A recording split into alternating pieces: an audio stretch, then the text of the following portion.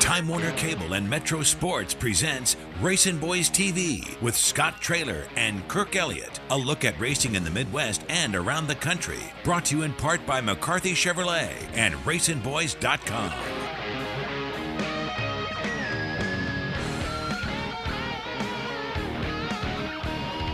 Welcome to another edition of RacinBoys TV here on Time Warner Cable's Metro Sports. RacinBoys TV is brought to you by McCarthy Chevrolet and Kansas Speedway. Again, we are out at Kansas Speedway, Kirk, and let's jump right into some of the NASCAR news. Brad Keselowski picks up the first win in the chase for the championship and makes him the current point leader. Yeah, it was very surprising because Jimmie Johnson looked like he was going to run away with it. He dominated that race. And after the final pit stops, Keselowski just ran him down. I know there was a little bit of controversy of him blending up into the racetrack a little ahead of Jimmie Johnson, but I think Keselowski had the faster car at the end. He probably still would have run him down. I think Jimmie Johnson said it as much. You know, they just kept working on their car, and Jimmie Johnson was afraid to make any adjustments on their car as the race went on because it was so good.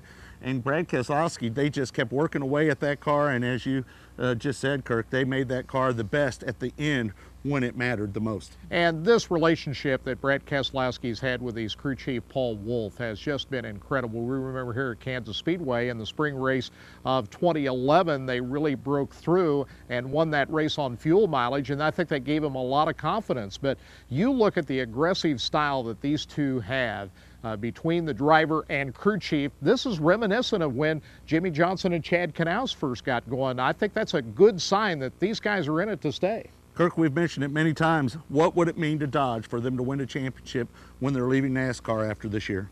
Yeah, I find it very hard to believe that they could be able to pull that off with the lack of factory support, but yeah, who knows? Maybe Dodge, we were talking before we came on the air today that maybe Dodge wants to go out a winner, that they would give that kind of an extra effort. I question whether they would or not since they know they're going out, but you think differently. Yeah, I got to believe that Dodge wants to go out on top. I look for them to get back in the sport, maybe take a year or two off to kind of regroup, and what better way to end this year than winning the championship. Again, congratulations, Brad Keselowski, for picking up his 8th career win in 116 starts and the first win of the chase for the championship. Some other news coming out of that race, Kirk. Jeff Gordon blows up early, and you know, we talk about it so many times that you can lose a race in this you can lose the championship in this first race. That's something that you don't want to do. Jeff Gordon, 47 points behind. Yeah, he's really behind the 8 ball now, but he's used to this. This is kind of thing has happened to him all season long, a stuck throttle. This just doesn't happen all the time, but it happened to Jeff Gordon, and it's just another in a long line of the most unfortunate situations that's happened to this race team all season long. Can he come back from it? It's going to be hard to do that in 9 races, but I wouldn't count him out quite yet. I'm going to count him out. I don't think that's 47 points is a lot of points when you're considering it's only 1 point per position, and there's not a lot of bonus points, so it's going to be tough for Jeff Gordon to come back, unfortunately for him, after having a great run at Richmond and getting his way into the championship. Another big story out of last weekend's race, Denny Hamlin runs out of gas on the last lap. He was running 5th. Kirk ended up 16th. Denny Hamlin, one of the favorites going into the chase for the championship. And he was my pick to win the championship. But those kind of mistakes you just can't afford to have.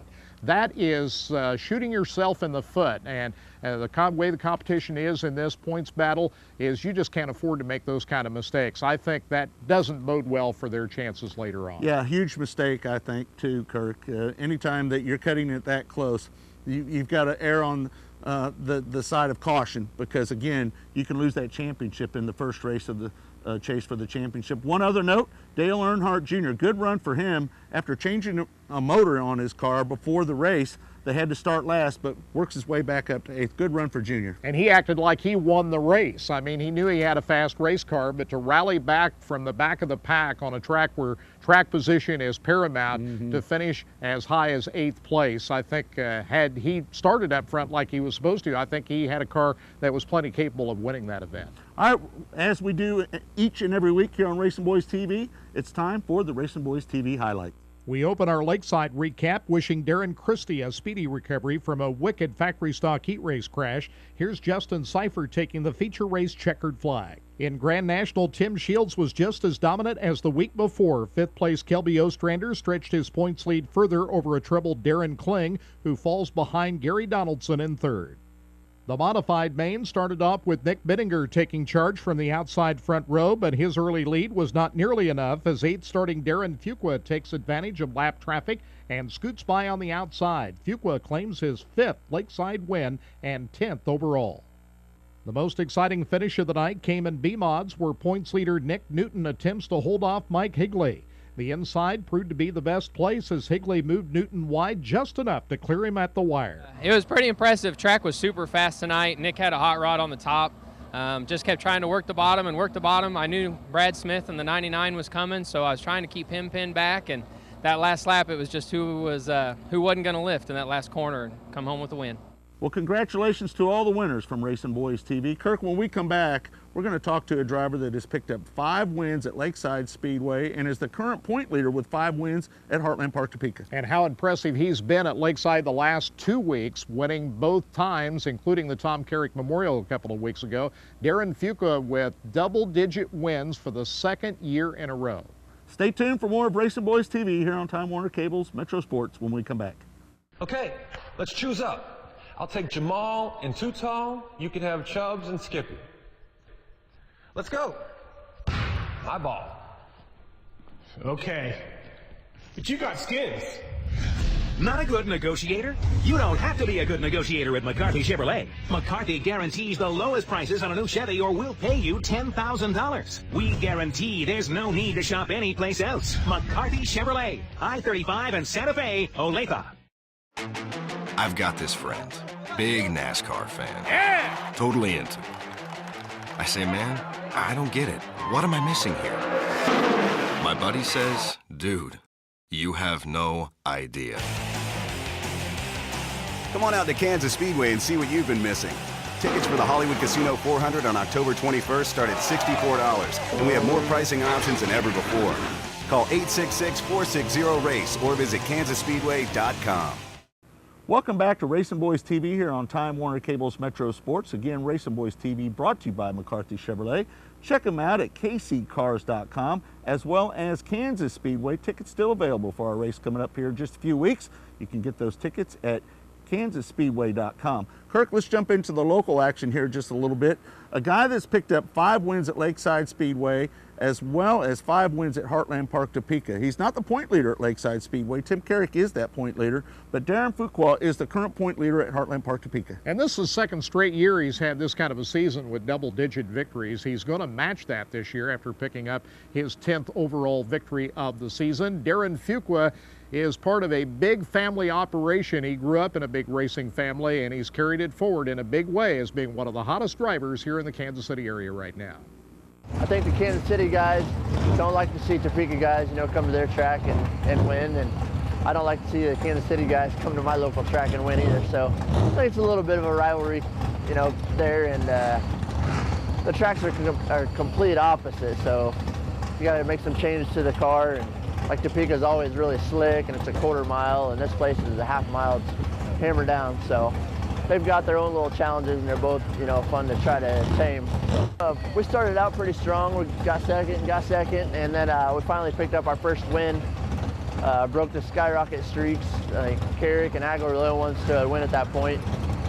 And we've picked up 2 wins since then. We've been running good, running strong. We've just been getting second a lot, and hopefully we can pick up another win tonight. We're overdue. The second one was the most memorable for me. And the reason was Nick Bittinger was running the bottom, and he was fast, and Cody Agler was running the top. And I kind of followed Nick for a while, and I thought he was going to go forward. And then I followed Cody for a couple of laps, and I thought he was going to go, and they were just side by side. And finally, I just tried the middle and made a stick, and went right through the middle and got the win. So it was a good night. The track's always a little bit different. Sometimes there's a top, and that's the fast way around. Then other times it's the bottom, and if you're kind of set up for the top, you'll be too tight on the bottom, and you'll end up pushing out in the slick, and you won't be fast. You'll be 2nd or 3rd place car. If you don't get tore up, it ain't too bad, but I like to rub the wall, as you can see, and we usually got body work to fix on Saturday along with all of our other maintenance. Air filters always got to be washed and changed, and then gear, and just a lot of changes, but we got a good crew. They all know what to do, so it all gets done pretty timely fashion. When I got started in racing, my dad raced for, I'm going to say 35 years.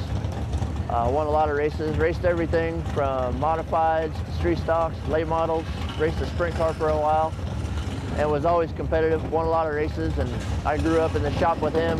Also, my grandpa has always been around racing, Carl Murphy, and my uncle Brian Murphy. So I've just always grown up around on both sides of my family, and it's just been a part of me. So I want to do good for everybody that's watching, I guess, fans, friends, people that don't want to see me succeed. You know, that's why I race, is just for all that. And then if I can get the win and make everybody happy or make some people upset, then it was a good night. I would love to race a late model if I ever got the opportunity. I think I could do it. That's what my dad always raced. That's what I grew up wrenching on. But they're just not around, and to follow the circuit takes a lot more money than we're capable of putting out at the moment. So I'll probably just be building these cars through the winter with the Venom guys, and then just do the best I can locally. And then if the US MTS is close, I'd like to run with them and maybe get to where I can be in the top 10 with them guys. That'd be a good goal for me. Bill helps me out with turning all the wrenches, make sure everything's tight, getting it all done. And got a couple young kids. Tanner helps me out quite a bit. My grandpa and I are partners on the car, so it's my car and his engines. And then I got Sun Leasing, that's his company. Pasley Farms helps me out. Hug Farms and Steve Larrabee, just a lot of fans and friends that help out. So I've won 4 track championships in 6 years that I've raced in a modified, and I don't ever really look at points. I just want to win. Like, I just race every week. I go out and try to win and beat the top dog or do whatever, you know, we got to do. And then at the end of the year, it usually works out, you know, that we're pretty high up in the points, if not leading.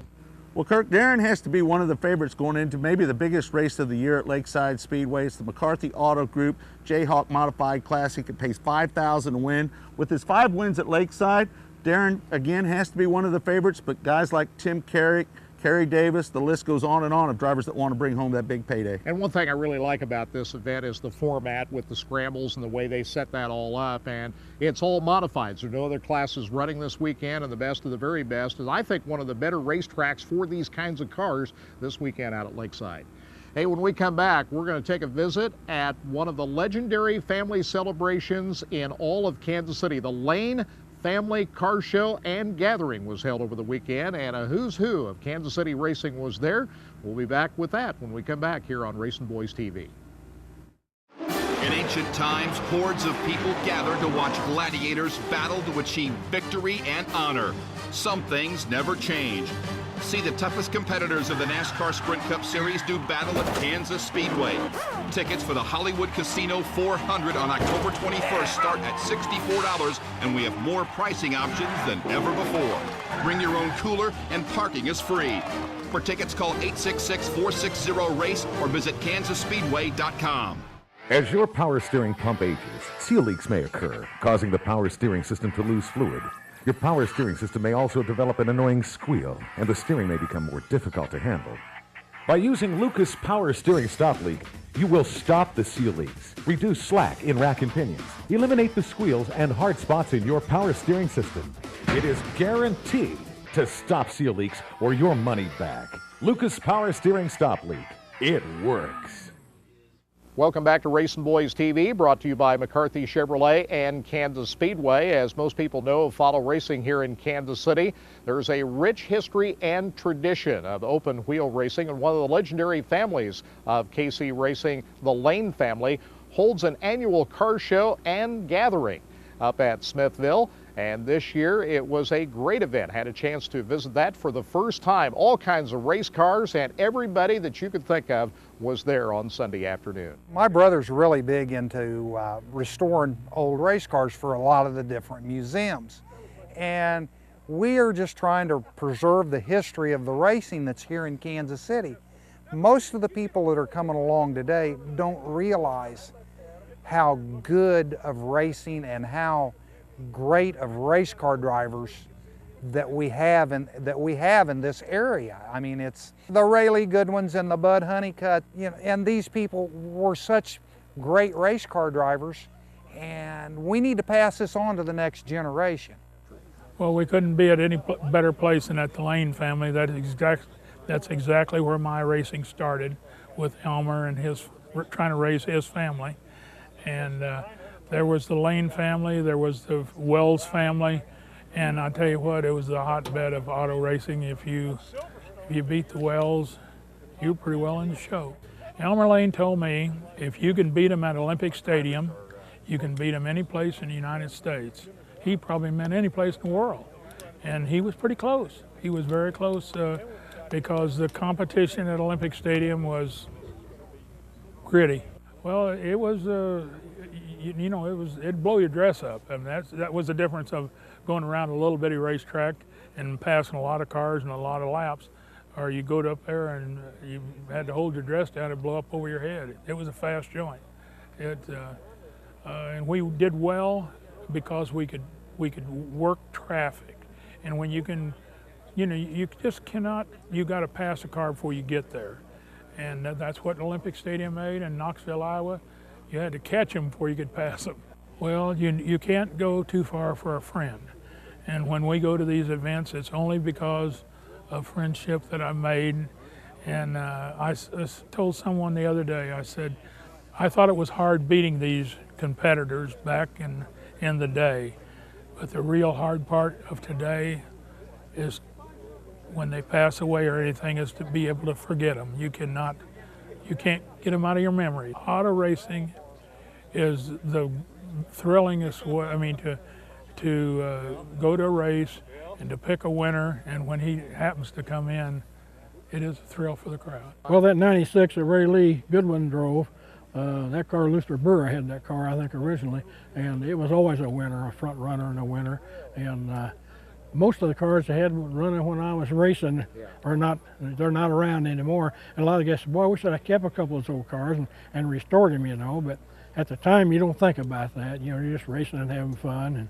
And, but I think the main thing is every year, like John, the Laynes have this deal up here, and each year it gets bigger, and I think I've been to all of them but one of them. And they bring more cars each year, and it just makes a fun deal for everybody. I have a background, come out of a background of automobile racing. My dad had midget race cars back before World War II. I was just a little boy.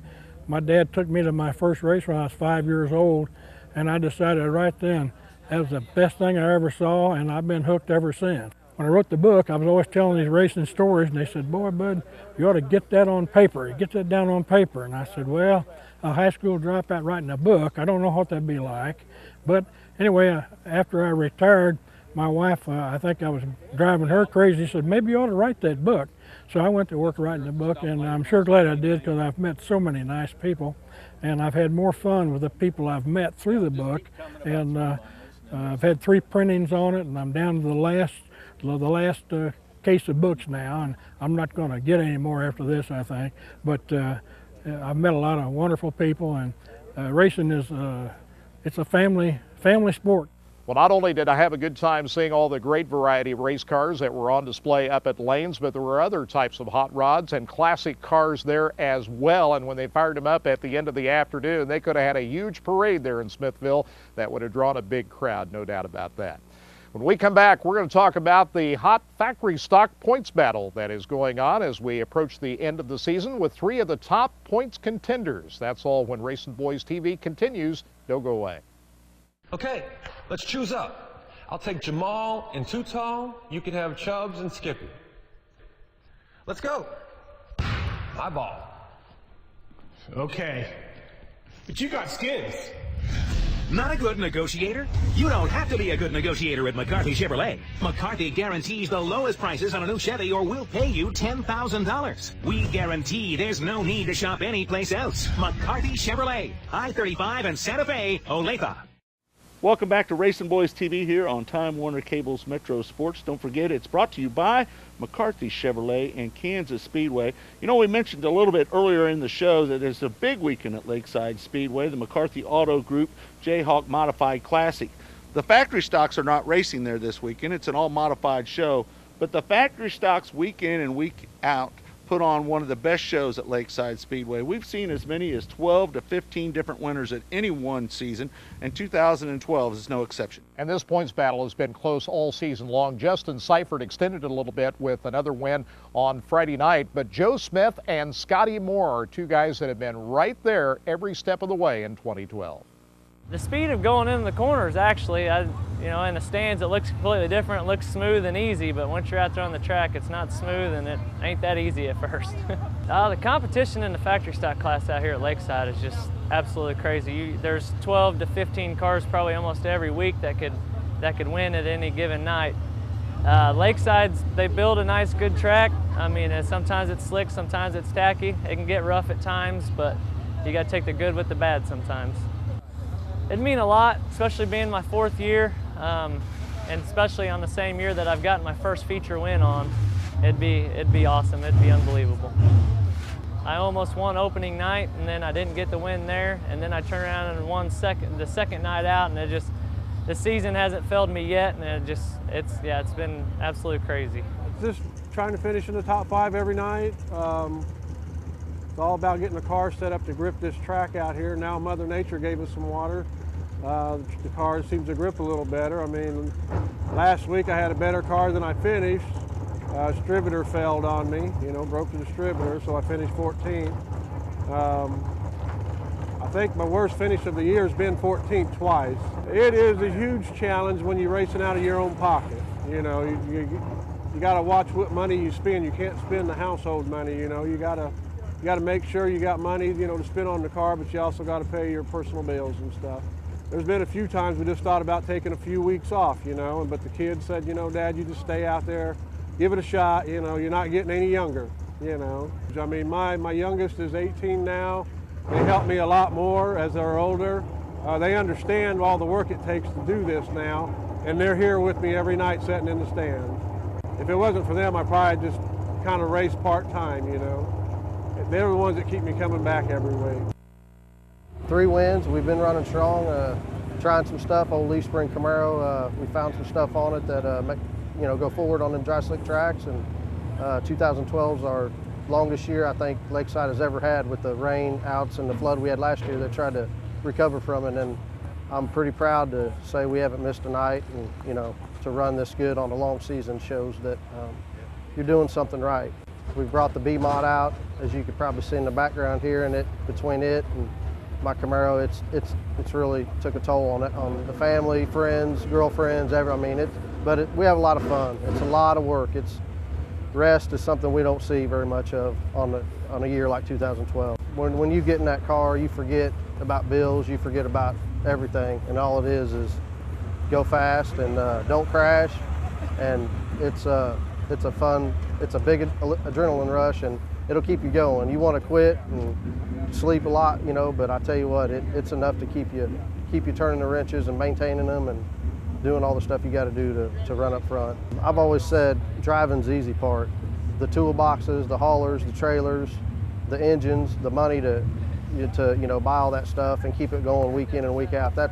If you could get that down, driving's the easy part, I think. Sponsor hunting, not, you know, keeping your engines tuned and maintained, oil changes, tires. I mean, it's everything from washing the car to I mean, just working on them. It's a lot more than what you know, most people think. You really need to go spend a week with the guy that's doing it, and you'll appreciate them more than just seeing them, you know, out on the track and going fast and turning left. There's a lot of work, and any of the guys you see winning races and running good at Lakeside, they're doing something right and they're working hard.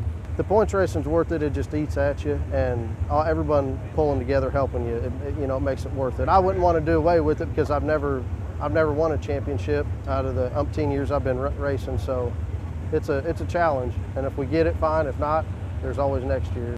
Well, there you have the top 3 guys in the factory stock points at Lakeside Speedway. Kirk, who knows who's going to come out on top? Scotty Moore's picked up a couple wins driving a Camaro. You don't see many people doing that anymore. That's kind of a throwback to the old days out at the old Lakeside Speedway. Good luck to all 3 of those guys, and may the best man win the championship. Kirk, we've got to talk a little bit about Bear Stock. Darren Christie, guy that we've had here on RacinBoys TV, a great supporter of local racing, the Central Auto Racing Boosters Hall of Fame, had just a horrific wreck at Lakeside Speedway, getting into the end of the wall in turn 3. Yeah, scary crash indeed, but he was able to get out of the car on his own. He was walking around, but he didn't go to the hospital until the next morning. We found out that he had some broken bones. Just shows you what kind of a tough guy he is. We wish you back at the racetrack very soon, Bear. Get well. Get well, Bear. We miss you out at the racetrack, my friend. For Kirk Elliott, I'm Scott Traylor. We'll see you next week right here on RacinBoys TV.